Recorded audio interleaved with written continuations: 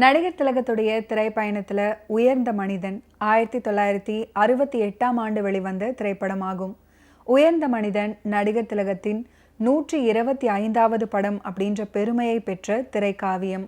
ஜாவர் சீதாராமன் எழுத இரட்டை இயக்குனர்கள் கிருஷ்ணன், பஞ்சு இயக்கியிருந்தாங்க. நடிகர் திலகத்துடைய முதல் படமான பராசக்தியை இயக்கிய கிருஷ்ணன் பஞ்சுவே அவருடைய 125வது படத்தையும் இயக்கியது குறிப்பிடத்தக்கது. இந்த படத்தை ஏவிஎம் புரொடக்ஷன் சார்பில் ஏவி மெய்யப்பன், எம் சரவணன், எம் குமரன், எம் முருகன் ஆகியோர் ப்ரொடியூஸ் பண்ணியிருந்தாங்க.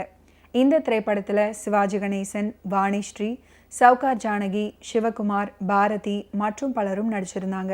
நடிகர் திலகம், வாணிஸ்ரீ முதன்முறையாக இணைந்த திரைப்படம். மேலும் இவர்களுடன் எஸ்.ஏ. அசோகன், மேஜர் சுந்தரராஜன், மனோரமா, ஜி சகுந்தலா, சீதாலட்சுமி, வி.கே. ராமசாமி, சித்தூர் வி. நாகையா, எஸ்.வி. ராமதாஸ், வி.எஸ். ராகவன், பூர்ணம் விஸ்வநாதன், எஸ்.என். பார்வதி, டைபிஸ் கோபு அப்படின்னு பல முன்னணி நட்சத்திரங்கள் நடிச்சிருந்தாங்க. இந்த படத்தில் நாயகனான சிவாஜி அவர்கள் முதலில் திருமணம் செய்யும் பெண்ணாக வாணிஸ்ரீ அவர்கள் நடிச்சிருந்தாங்க. சிவாஜி அவர்கள் இரண்டாவதாக திருமணம் செய்யும் பெண்ணாக சவுகார் ஜானகியும் அவரது தந்தையாக பூர்ணம் விஸ்வநாதனும் நடிச்சிருந்தாங்க. பூர்ணம் விஸ்வநாதன் இந்த படத்துல தான் அறிமுகமானாரு. சிவாஜி அவர்களுடைய நண்பராக மருத்துவர் வேடத்துல வில்லன் நடிகர் அசோகன் நடிச்சிருந்தாரு. மகனாக நடிச்சவர் சிவகுமார். படத்துக்கு மெல்லிசை மன்னர் எம்.எஸ். விஸ்வநாதன் இசையமைச்சிருந்தாங்க. பாடல் வரிகளை வாலி எழுதினாரு. இந்த படம் சிவாஜி அவர்களுடைய 125வது திரைப்படமாகும். ராஜுவின் பொசசிவ் மனைவி விமலாவாக நடித்த சவுகார் ஜானகி தன்னுடைய கதாபாத்திரம் எதிர்மறையாக சித்தரிக்கப்பட்டுள்ளதாக உணர்ந்தார். அதனால அவரது வேண்டுகோளின் பேரில் கதாபாத்திரத்தில் சில மாற்றங்கள் செய்யப்பட்டன. ஒரு பொது நிகழ்வில் ஏற்பட்ட கருத்து வேறுபாடு காரணமாக சிவாஜி அவர்களும் சவுகார் ஜானகியும் இணைந்து நடிக்க மறுத்துவிட்டனர். ஆனால் பின்னர் தயாரிப்பாளர்கள் அவர்களை சமாதானப்படுத்தியதுக்கு அப்புறம் அவர்கள் உடன்பட்டனர். படப்பிடிப்பின் போது படத்தின் முந்தைய படப்பிடிப்பில் ஜானகி கருப்பு புடவை அணிந்திருந்ததால் அவரது புடவையின் நிறம் மாறியதை சிவாஜி அவர்கள் கவனித்தார். ஜானகி ஆரம்பத்தில் நம்ப மறுத்தாங்க.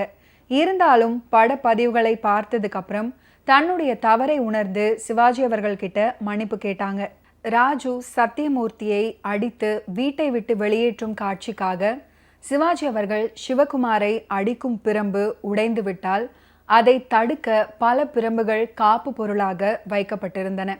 சிவாஜி அவர்களால் உதைக்கப்பட்டு சோஃபாவில் விழுந்ததால் சிவகுமார் வலது கை செயலிழந்து மருத்துவமனையில் அனுமதிக்கப்பட்டார். சத்தியமூர்த்தியை காப்பாற்ற ராஜு எரியும் ஆலைக்கு விரைந்த காட்சி படமாக்க 4 முதல் 6 நாட்கள் ஆனது. உயர்ந்த மனிதன் படத்துல கடைசி நேரத்தில் ஒரு பாடலை சேர்க்க தீர்மானித்து பாடலை பதிவு செய்து நேரமின்மை காரணத்தால கொடைக்கானல் சென்று படமாக்க முடியாமல் ஸ்டூடியோவிலேயே செட் அமைத்து படமாக்கப்பட்ட பாடல் தேசிய விருது அளவுக்கு மிகச்சிறந்த பாடலாகவும் அமைந்த சிறப்புக்குரிய பாடல் நாளை இந்த வேலை பார்த்து ஓடிவா நிலா அப்படின்ற பாட்டு.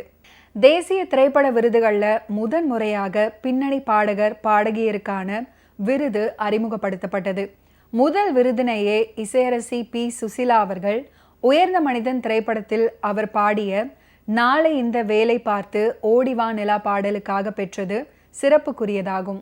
இந்த பாடலை ஸ்டூடியோவில் கொடைக்கானல் போன்று செட்டு போட்டு படமாக்க முடிவு பண்ணாங்க படக்குழுவினர். 3 நாளில் செட் அமைத்து கொடுத்தாரு கலை இயக்குனர் சேகர். மலை செட்டில் பனிமூட்டங்கள் பரவி வர வானத்தில் தோன்றும் நிலாவின் வெளிச்சம் பனிமூட்டத்தில் ஊடுருவும் வகையில் மிக அற்புதமாக லைட்டிங் அமைச்சாரு கேமராமேன் பி.என். சுந்தரம். இந்த பாடல் காட்சி உண்மையிலேயே கொடைக்கானலுக்கு சென்று எடுத்தது போலவே வெகு அற்புதமாக இருந்தது. இதில் இன்னொரு சிறப்பும் உண்டு. அகில இந்திய அளவில் திரையுலகின் பல்வேறு துறைகளில் சிறந்த கலைஞர்களை தேர்வு பண்ணி விருதுகள் வழங்கப்பட்டு வந்தாலும் பாடகர்களுக்கான விருது அதுவரை வழங்கப்படவில்லை. அந்த குறையை போக்கும் விதமாக பாடகர்களுக்கும் விருது வழங்கப்பட வேண்டும் அப்படின்னு அப்போதுதான் மத்திய அரசு முடிவு செய்து அறிவித்திருந்தது. அந்த அறிவிப்பு வந்ததும் அகில இந்திய அளவில் சிறந்த பாடகியாக தேர்வு செய்யப்பட்டாங்க பின்னணி பாடகி பி. சுசிலா. அதற்கு காரணமாக இருந்தது ஏவிஎம் தயாரிப்பில் உருவான உயர்ந்த மனிதன் திரைப்படம். 1968 அகில இந்திய சிறந்த பெண் பாடகி அப்படின்னு பி. சுசீலாவுக்கு ஜனாதிபதி விருது கிடைத்தது.